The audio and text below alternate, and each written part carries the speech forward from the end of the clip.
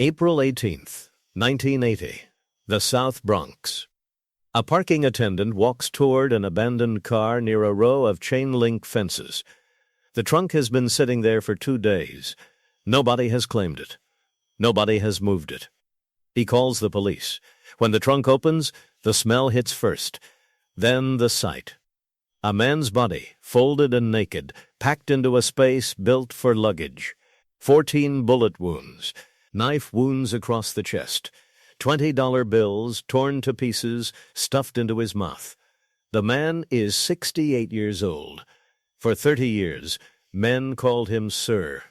He gave orders that ended lives with a single phone call. He believed 1 month earlier that he was about to become the most powerful man in Philadelphia. Instead, he became a lesson. His name was Antonio Caponigro. The street called him Tony Bananas. Inside the Philadelphia crime family, he held one of the most trusted seats at the table consigliere, the family's counselor, its second mind, the man who whispered strategy into the ear of the boss himself. 1 month before his body was found, Caponigro had ordered that boss killed. He thought he had permission. He thought the killing would make him a king. He was wrong on both counts, and the price of that mistake wasn't paid in prison. It was paid in a stolen car, in a burrow that wasn't even his, in a trunk that became his coffin. This is the story of a man who broke the oldest rule in organized crime, the rule that says power is never seized. It is only given. He refused to wait for permission, so permission was taken from him permanently. Before he was Tony Bananas, he was just Antonio, born in 1912, raised in the crowded immigrant blocks where Italian families built their own economy because the outside one refused them. He came of age in Newark's ironbound district, a neighborhood of factory smoke and tight streets, where loyalty wasn't a virtue. It was survival equipment. Newark in the early 20th century did not run on banks and City Hall alone. It ran on numbers games in the back of barber shops, on loans handed out where no bank would go, on men who settled disputes without ever calling a lawyer. Caponigro learned that economy from the inside. He didn't stumble into organized crime. He was built inside it, the way a factory worker is built inside a trade-apprenticed young, promoted by results, judged only by whether the money moved and the streets stayed quiet. By the time he was in his 20s, Caponigro was already known to law enforcement, not as a boss, not yet as anyone of consequence, but as a name that kept appearing near the edges of bigger crimes, loan sharking, gambling operations. The kind of work that never made headlines but generated the daily cash that kept an entire underground economy breathing. What set him apart wasn't violence. Plenty of men in his world were willing to hurt people. What set Caponigro apart was patience. And a colder gift, he understood leverage. He understood that a debt collected quietly was worth more than one collected loudly. He understood that fear didn't need to be loud to be effective. Sometimes a soft-spoken threat worked better than a shouted one, because it told the other man that violence was a choice, not a compulsion. He also understood, long before he ever sat at a family's inner table, that organized crime was not a business of instinct. It was a business of relationships, who you owed, who owed you, who could be trusted to keep a secret, and who would eventually talk if the pressure got heavy enough. Caponigro spent decades mapping that terrain in his head, the way a general studies a battlefield he hasn't fought on yet. By the 1950s, he had crossed the threshold that mattered most in his world. He was made formally initiated into the Philadelphia crime family, an organization whose reach stretched from South Philadelphia's row houses to Newark's docks to the bright new gambling money starting to pool in Atlantic City. Being made didn't just mean protection. It meant obligation. It meant Caponigro now belonged to a hierarchy that expected obedience above ambition, a hierarchy where the punishment for stepping out of line was not a demotion. It was death. He accepted those terms without hesitation.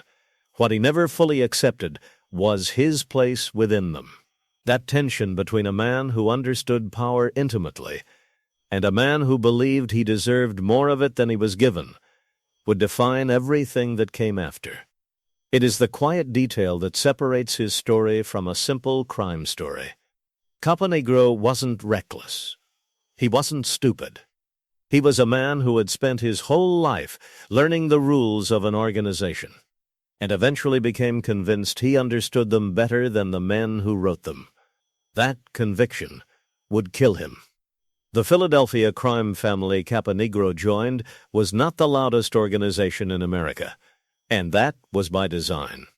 While New York's 5 families fought public wars that made front-page news, Philadelphia operated on a different philosophy: quiet, orderly, profitable. The family's boss for most of Caponigro's career was a man named Angelo Bruno, known on the street as the Gentle Don, a nickname that told you everything about his method. Bruno avoided unnecessary bloodshed. He preferred negotiation over the gun, arbitration over war. Under his leadership, the Philadelphia family built one of the most stable criminal operations on the East Coast precisely because Bruno understood something many mafia bosses never grasped: peace was more profitable than chaos. Caponigro rose through this structure methodically. He served under Capo Riccardo Bionday in his early years, cutting his teeth on the same loan-sharking and gambling rackets he'd learned in Newark, only now with the protection and reach of an entire family behind him. He built a personal empire within the empire, controlling numbers operations, extending his influence deep into Newark's underground economy, an area the Philadelphia family valued because it generated consistent, quiet money without drawing law enforcement's full attention. By the 1970s, Caponigro had earned the position that sat closest to the throne, without being the throne itself: consigliere. In the formal structure of an American mafia family, the consigliere is not simply an advisor. He is the counterweight to the boss, and the underboss a man expected to speak plainly, even when the boss doesn't want to hear it, and a man trusted to know the organization's secrets without ever being tempted to use them for himself. For years, Caponigro filled that role with real skill. He was, by every account, sharp, capable of reading a room, capable of predicting how a rival family or a law enforcement investigation might move 3 steps ahead. Bruno relied on him. Other capos respected him, some out of genuine loyalty, others out of simple fear of a man who understood everyone's business better than they understood their own. But proximity to power has a way of curdling into appetite for it. Caponigro watched Bruno build a fortune out of restraint, refusing to chase every dollar, refusing to let the family get reckless just because reckless money was on the table. And increasingly, Caponigro came to see that restraint not as wisdom, but as weakness. As the 1970s wore on, the country's underground economy was shifting. New drugs were flooding city streets. New casino money was about to legally open up in Atlantic City. A new generation of ambitious men inside Philadelphia and in rival families wanted a piece of markets that Bruno, cautious to the end, kept trying to slow down or block outright. Caponigro didn't just notice this friction. He began to feed on it. Quietly, he started positioning himself as the man who understood where the real money was going, next the man modern enough to chase it, unlike his aging boss. This is the part of the story that matters most, because it's the part every organized crime hierarchy eventually produces, a second-in-command who no longer sees himself as second. Caponigro had spent decades learning to serve the structure. Now he began convincing himself the structure existed to serve him. He wasn't wrong that change was coming to the underworld. He was catastrophically wrong about who had the authority to bring it. Every downfall in organized crime has a moment where ambition stops being private and starts becoming operational, where a man moves from resentment to planning. For Antonio Caponigro, that moment arrived over 2 issues that Angelo Bruno refused to bend on: narcotics and Atlantic City. Bruno had built his reputation. and much of his family's safety from prosecution, by keeping the Philadelphia organization largely out of the drug trade. It was a calculated position.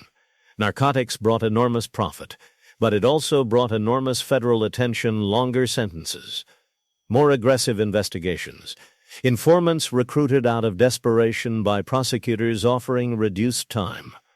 Bruno had watched other families get gutted by drug conspiracy cases. He wanted no part of it. Caponigro saw it differently.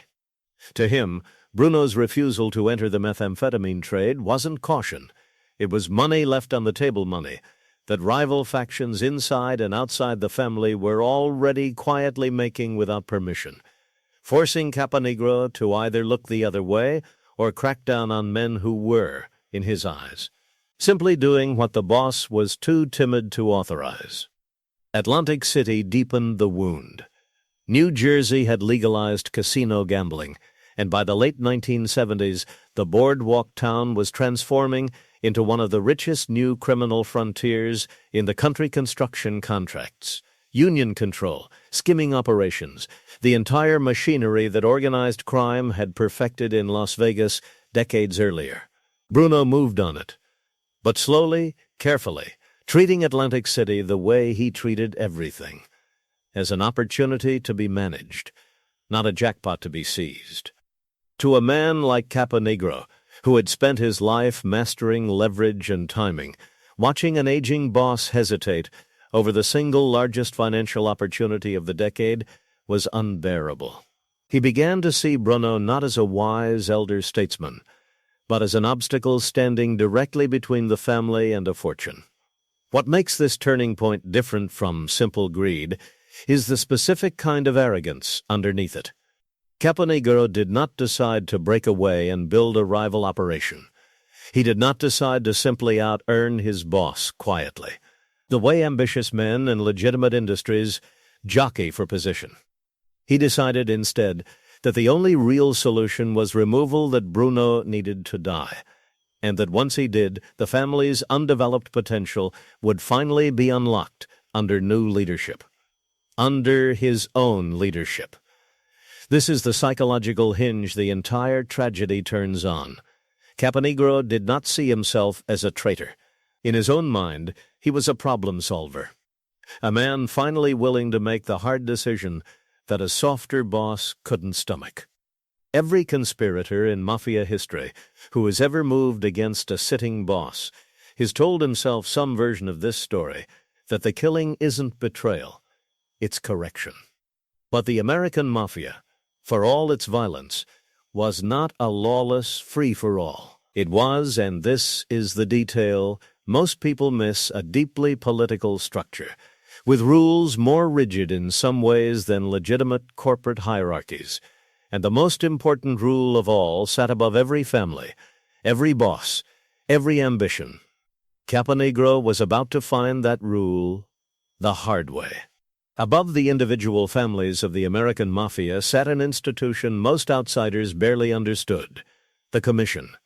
Formed decades earlier to prevent the kind of catastrophic, all-out warfare that had nearly destroyed the New York families in their early years, the Commission functioned as a governing council, a small number of the country's most powerful bosses, meeting to arbitrate disputes, approve major decisions, and most critically, to authorize or forbid the killing of a boss.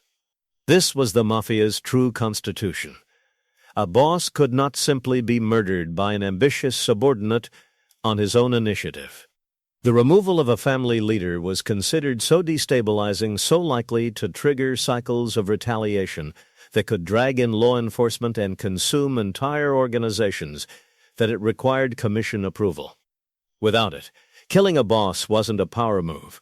It was an act of war against the entire national structure. Caponigro understood this rule perfectly. He had lived by it his whole career. So instead of acting alone, he did what a lifetime inside the hierarchy had trained him to do.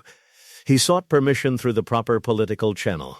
He turned to Frank Thierry, boss of New York's Genovese family, a man with real influence over the Commission's decisions.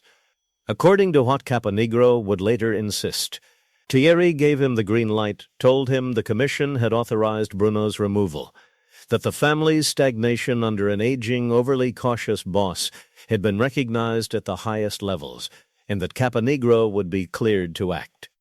Whether Thierry actually said this, or whether Caponigro heard only what his ambition wanted him to hear, may never be fully resolved.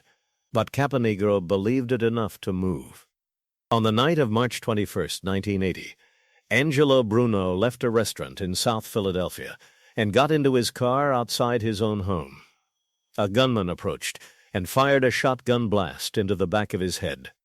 The gentle Don, who had spent 2 decades avoiding exactly this kind of bloodshed, died instantly in the driver's seat of his own vehicle, feet from his own front door. For Caponigro, this was supposed to be the beginning of everything.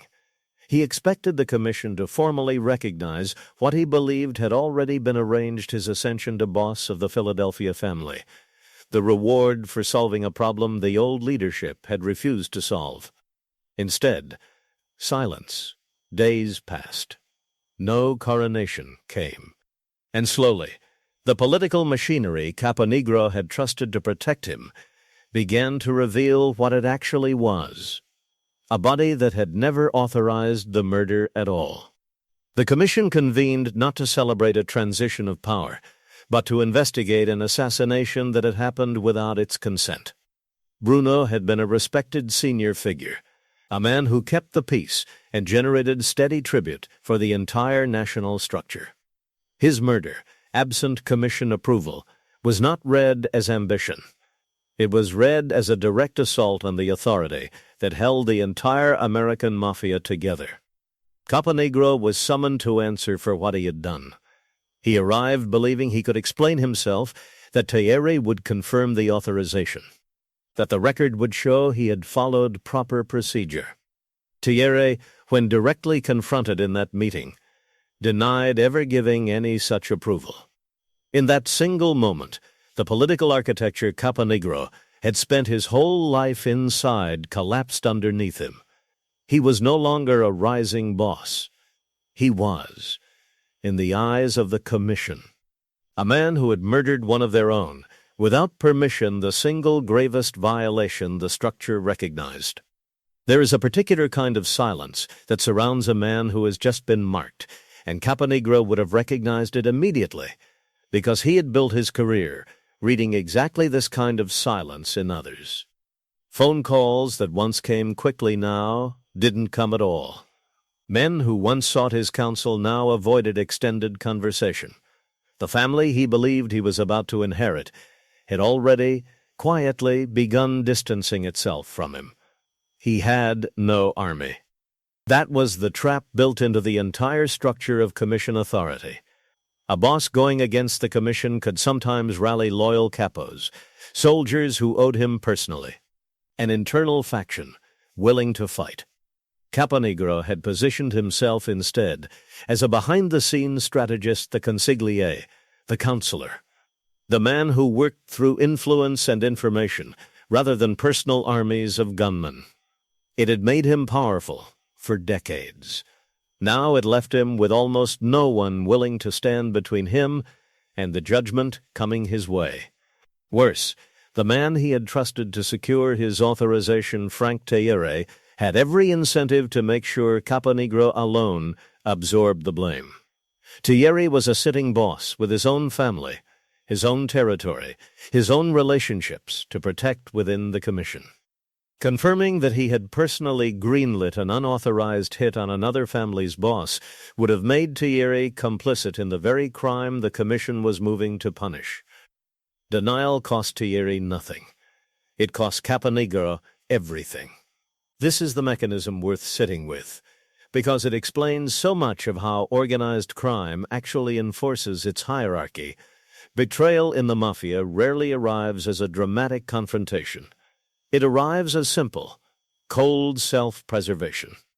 Thierry didn't need to hate Caponigro. He simply needed Caponigro to be more expendable than himself, and in the political calculus of the commission.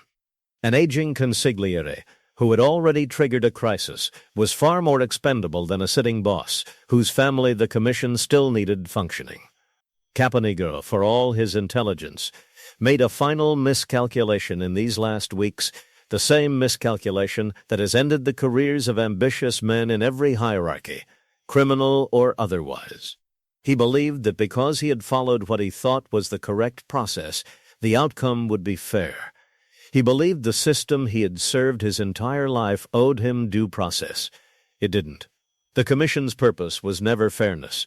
It was stability, the preservation of the structure above all individual members inside it, including men who had spent 50 years proving their loyalty. Caponigro had become, through no fiction of his own making, a liability the structure needed to remove in order to reassure every other family that no subordinate could kill a boss and simply install himself in the aftermath. In early April 1980, a meeting was arranged. Caponigro was told it concerned the situation in Philadelphia, a chance, perhaps, to finally clarify the record, to explain himself directly to the men whose approval he still believed had been secured. He traveled to New York with his brother-in-law and driver, Alfred Salerno, a loyal member of the Bruno family who had stood beside him through the entire plot. Neither man would leave that meeting alive. What happened to Antonio Caponigro in the first weeks of April 1980 was not a quick death.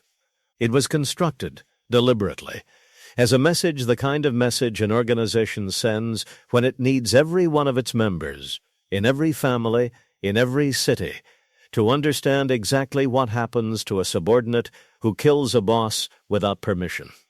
He was taken and subjected to prolonged interrogation. This was not information gathering in any practical sense. The Commission already understood what had happened. It was punishment disguised as process, forcing Caponigro to relive, in detail, the exact sequence of his own betrayal before facing its consequence. He was beaten severely. The physical toll of a man in his late 60s enduring that kind of assault would have been enormous, and it was inflicted with the specific purpose of stripping away any final illusion of the respect and authority he had spent a lifetime accumulating. Then came the killing itself. He was shot 14 times. Knife wounds were added to the body. Layered violence, with no operational purpose beyond symbolism. And in the final, deliberate touch that has echoed through organized crime history ever since, his executioners tore $20 bills into pieces and stuffed them into his mouth and body. The message required no translation inside that world. Money greed was being cited as his true motive, and his own body was being used to broadcast the verdict. He had not acted out of loyalty to the family's future. He had acted to enrich himself, and the Commission wanted every mafioso who ever heard this story to understand that this was how greed disguised as leadership would be answered. His brother-in-law, Alfred Salerno, who had done nothing but drive him and stand beside him, was tortured and killed alongside him, a reminder that, in this world, proximity to a doomed man was itself a form of guilt. Their bodies were placed in the trunk of a stolen car and abandoned in the South Bronx, a borough far from Caponigro's own territory in Newark or Philadelphia, another deliberate choice. He was not permitted to be found in a place connected to his own power. He was discarded in neutral ground, anonymous ground, as if the organization was underscoring that he no longer belonged anywhere within its structure at all. For 2 days, the car sat untouched on a public street before anyone reported it. 2 days in which the most feared consigliere in Philadelphia's underworld lay forgotten in a stranger's trunk, while the men who had ordered his death returned to their own families, their own business, their own version of normal. There is a particular cruelty in that detail that outlasts the violence itself. Caponigro had spent his life believing that power, once earned, commanded permanence, that the respect built over decades inside an organization would at minimum guarantee a dignified reckoning if things ever went wrong. Instead, the very structure he had served his entire adult life discarded him like evidence. In a borough that wasn't his, in a car that wasn't his, found by a stranger who didn't know his name. He had refused to wait his turn for the throne. The organization's answer was to make sure the world remembered him not as a boss, but as a body in a trunk. In the days after Caponigro's body surfaced, the Philadelphia crime family faced a leadership vacuum unlike anything in its recent history. Angelo Bruno, its boss for over 2 decades, was dead. His consigliere, the man many assumed would inherit power, was now dead as well, executed by the very national structure Bruno's murder had violated.